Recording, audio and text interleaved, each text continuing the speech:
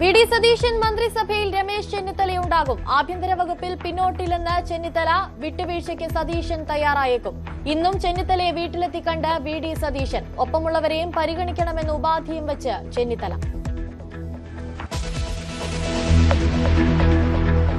VD. Satheesan മന്ത്രിസഭയിൽ ആധിപത്യം ഉറപ്പിക്കാൻ കെ.സി. വേണുഗോപാൽ. 6 പേരെങ്കിലും കെ.സി. ക്യാമ്പിൽ നിന്നുണ്ടാകും.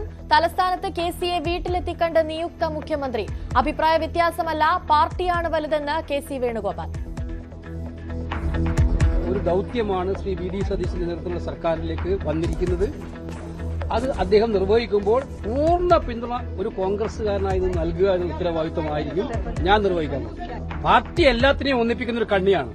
എന്ത് അഭിപ്രായ വ്യത്യാസം ഉണ്ടെങ്കിലും അതിനെയെല്ലാം ഒന്നിപ്പിക്കുന്ന ഒരേ ഒരു കണ്ണിയാണ് ഇന്ത്യൻ നാഷണൽ കോൺഗ്രസ്. ടീം വി.ഡിയിൽ ആരൊക്കെ? ഉഭയകക്ഷി ചർച്ചകളിൽ യു.ഡി.എഫ്. കോൺഗ്രസിൽ നിന്ന് 2 വനിതാ മന്ത്രിമാർക്ക് സാധ്യത. ഒരപസ്വരവുമില്ലാതെ മന്ത്രിമാരുടെ പ്രഖ്യാപനമുണ്ടാകുമെന്ന് വി.ഡി. സതീശൻ. ലീഗ് നേതാക്കളെ കണ്ട് നിയുക്ത മുഖ്യമന്ത്രി. തീർച്ചയായിട്ടും ഞങ്ങൾ ഇതുപോലെ തന്നെ ഒരുമിച്ച് ഇനിയൊരു വർക്കുണ്ട്.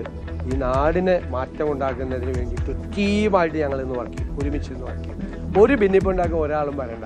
അതിനൊക്കെല്ലാം നല്ല ചുട്ട മറുപടി അപ്പം കിട്ടും.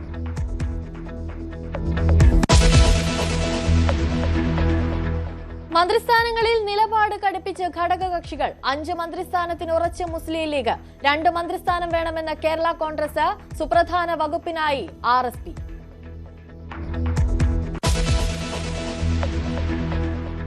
വി.ഡി. സതീശൻ മന്ത്രിസഭയുടെ സത്യപ്രതിജ്ഞയിൽ ബി.ജെ.പി. പങ്കെടുക്കും. ചടങ്ങിലേക്ക് വി.ഡി.എസ്. ക്ഷണിച്ചതായി രാജീവ് ചന്ദ്രശേഖർ. തെരഞ്ഞെടുപ്പ് ഫലം വിലയിരുത്തി ബി.ജെ.പി. സംസ്ഥാന ഭാരവാഹി യോഗം. എ ക്ലാസ് മണ്ഡലങ്ങളിലെ തോൽവി വിശദമായി പരിശോധനയ്ക്ക്.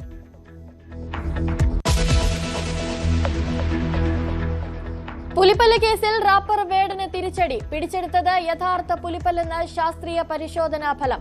പരിശോധന നടന്നത് കൊൽക്കത്തയിലെ സുവോളജി ലാബിൽ. വനംവകുപ്പ് കുറ്റപത്രമുടൻ.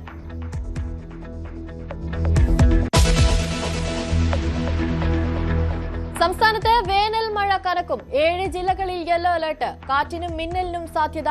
യു.പിയിൽ മഴക്കെടുതിയിൽ മരണസംഖ്യ ഉയരുന്നു.